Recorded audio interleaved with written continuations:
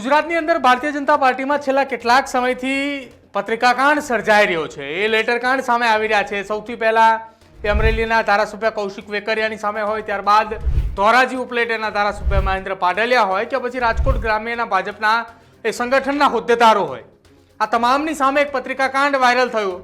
જો કે હવે એ બાદ ગુજરાતની અંદર કોંગ્રેસમાં પણ પત્રિકાકાંડ સર્જાયો છે અને આ પત્રિકાકાંડ કોંગ્રેસની અંદર એ ટાઈમે સર્જાયો છે કે જ્યારે ગુજરાત કોંગ્રેસનું આખું એ સંગઠન બદલાઈ રહ્યું છે। એ જિલ્લા પ્રમુખોની વરણી માટે નિરીક્ષકોની યાદી બનાવવામાં આવી છે અને તમામ નિરીક્ષકોએ જે તે જિલ્લાની અંદર પહોંચી પણ ચૂક્યા છે અને એ સમયે અચાનક એક પત્રિકા એ સોશિયલ મીડિયાના માધ્યમથી વાયરલ થઈ છે અને પત્રિકા વાયરલ થતાં પ્રદેશ કોંગ્રેસના બે દિગ્ગજ નેતાઓના નામ પણ એ પત્રિકામાં છે ને જેના કારણે ખળભળાટ મચ્યો છે। શું છે પત્રિકાની અંદર? તો સૌથી પહેલા આ કોંગ્રેસના કાર્યકર્તાઓની વચ્ચે આ પત્રિકા વાયરલ થઈ રહી છે। વાત એવી પણ સામે આવી રહી છે કે કોંગ્રેસ કાર્યાલય ખાતે એક મોટી બેઠક હતી। એ બેઠક એ અમદાવાદ શહેર કોંગ્રેસના પ્રમુખને લઈને અને અમદાવાદ શહેરનું સંગઠન મજબૂત કરવા માટેની એક બેઠક હતી કે એ સંગઠનમાં નવા હોદ્દેદારો કોણ કોણ હશે એ નિયુક્તિને લઈને ચર્ચાઓ હતી, બેઠક હતી અને એ બેઠક દરમિયાન કોંગ્રેસ કાર્યાલયની બહાર આ પત્રિકાઓ વેચાતી હતી। પત્રિકાની અંદર શું લખ્યું છે?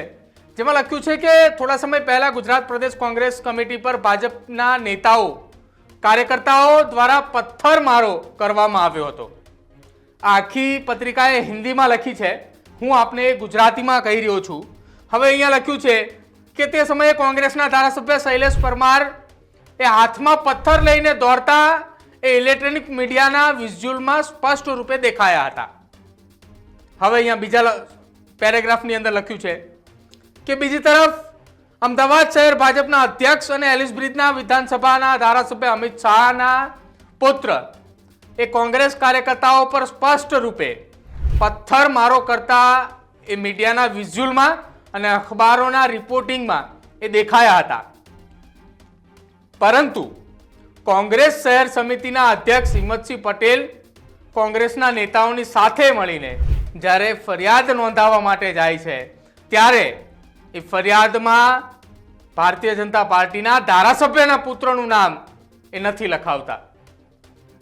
હવે આગળ આ પત્રની અંદર લખ્યું છે કે ખાસ વાત એ છે કે અમદાવાદ શહેરના એ લોકોએ વર્ષોથી હિંમતસિંહ પટેલને નગર નિગમ એટલે કે અમદાવાદ મ્યુનિસિપલ કોર્પોરેશનની અંદર ભાજપના શીર્ષ નેતાઓની સાથે આર્થિક સેટિંગ કરવાની રાજનીતિક ખેલ, અહીંયા નાણાંની વાત પણ જે છે તે આ પત્રિકાની અંદર કરવામાં આવી છે।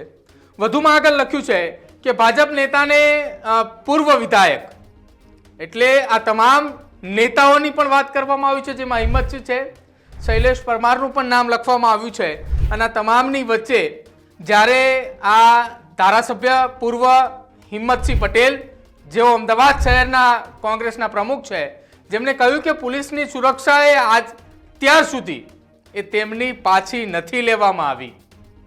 જો કે ગુજરાતની અંદર જેટલા એ પૂર્વ ધારાસભ્યો છે તેમની પોલીસ પ્રોટેક્શન જે છે તેમનું તે પરત લેવામાં આવ્યું છે, પરંતુ હિંમતસિંહનું હજી નથી લેવામાં આવ્યું અને અહીંયા એક કેપ્શન પણ લખવામાં આવ્યું છે કે રિશ્તા ક્યાં કહેલાતા હૈ। હવે આ પત્રની અંદર આ પહેલા પેરેગ્રાફમાં અંતિમ લાઈન છે કે ભાજપ નેતાઓ દ્વારા જે પથ્થરમારો કરવામાં આવ્યો હતો કોંગ્રેસ પાર્ટીના કાર્યાલય ઉપર, એ આશ્ચર્યજનક રૂપે અત્યાર સુધીની વાત કરવામાં આવે તો તેમાં કોઈ પણ ધરપકડની માંગ કેમ નથી ઉઠી અથવા તો એના પાછળ કયા રહસ્યમય કારણો છે કે જેના કારણે અત્યાર સુધી ભાજપના નેતાઓની ધરપકડની એક પણ વખત એ કોંગ્રેસના અમદાવાદ શહેરના પ્રમુખ હોય અથવા કોંગ્રેસના એ નેતાઓ દ્વારા માંગ કેમ નથી ઉઠાવવામાં આવી તેને લઈને વાત કરવામાં આવી છે।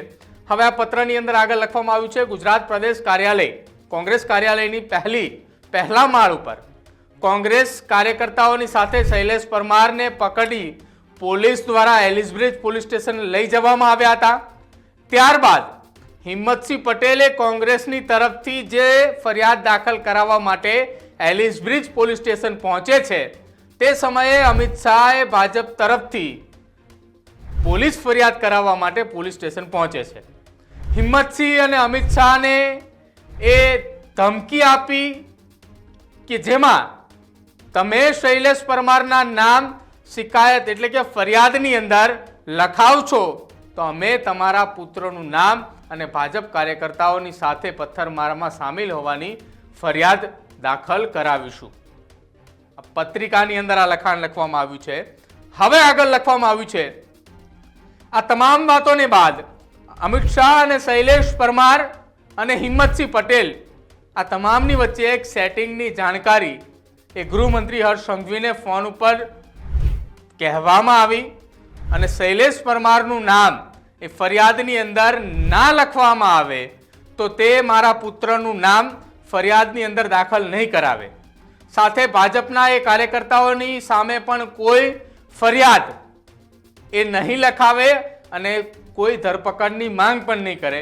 સાથે કોંગ્રેસ કાર્યાલયમાં તોડફાડ કરવા માટે બજરંગ દળના કાર્યકર્તાઓની ધરપકડ કરવાની માંગ પણ નહીં કરવામાં આવે. આ પ્રકારની વાત આ પત્રની અંદર લખવામાં આવી છે.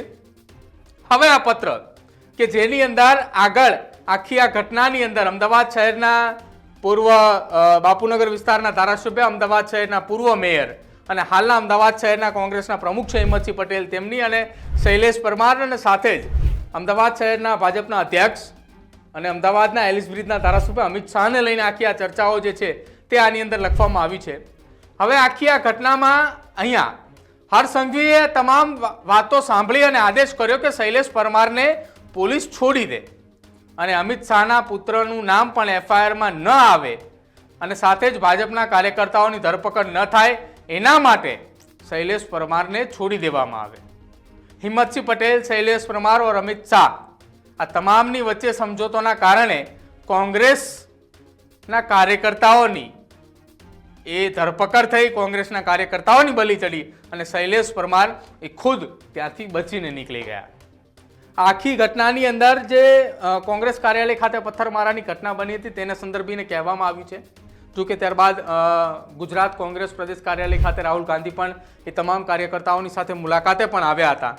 હવે આ આખી ઘટનાની અંદર પત્રનો બીજો ભાગ છે જેમાં લખ્યું છે કે કોંગ્રેસ અને ભાજપના મિલીભગતના કારણે કોંગ્રેસના નિર્દોષ કાર્યકર્તાઓને જેલની સલાખોની પાછળ એ જવું પડ્યું હતું અને એફઆઈઆરમાં જે કાર્યકર્તાઓના નામ હતા જેમાં તમામ લોકોને જમાનત લેવી પડી હતી.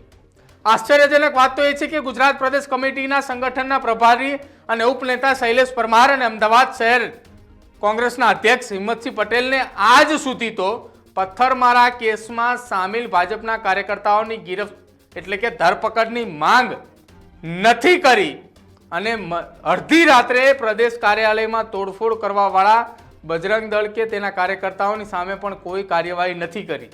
સાથે જ આ લખ્યું છે કે આ તમામ વાતોને લઈને કાર્યકર્તાઓની બલી ચડાવવા માટે ખુદ ધારાસભ્ય શૈલેષ પરમાર અને પૂર્વ ધારાસભ્ય અમદાવાદ શહેર કોંગ્રેસના પ્રમુખ હિંમતસિંહ પટેલને પાર્ટીમાંથી જલ્દીમાં જલ્દી સસ્પેન્ડ કરવામાં આવે અને જેની નકલ રવાના કરવામાં આવી છે કે શ્રી વેણુગોપાલ રાજ્યસભાના સાંસદ અને સંગઠન ઇન્ચાર્જ અને મહાસચિવ એઆઈસીસી, મુકુલ વાસનિક રાજ્યસભાના સાંસદ અને સંગઠન પ્રભારી ગુજરાત કોંગ્રેસ કમિટી અને રામકિશન ઓઝા સહપ્રભારી north zone Gujarat Congress committee.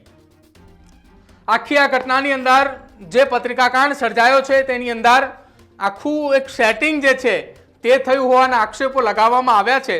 જો કે હવે જોવાનું રહેશે કે કોંગ્રેસના જે આગેવાનો છે, કોંગ્રેસના જે મોટા નેતાઓ છે એ આ પત્રિકાકાંડ સર્જાયા બાદ કયા પ્રકારની કાર્યવાહી કરે છે, કયા પ્રકારના એ દિશા નિર્દેશ તપાસના આપે છે અથવા તો જે આખી આ ઘટના બની છે તે ઘટના બાદ ગુજરાત પ્રદેશના કોંગ્રેસના અધ્યક્ષ શક્તિસિંહ ગોહિલ દ્વારા કયા પ્રકારના કાર્યવાહી કરવામાં આવે છે તેના ઉપર હવે સૌ કોઈની નજર રહેશે.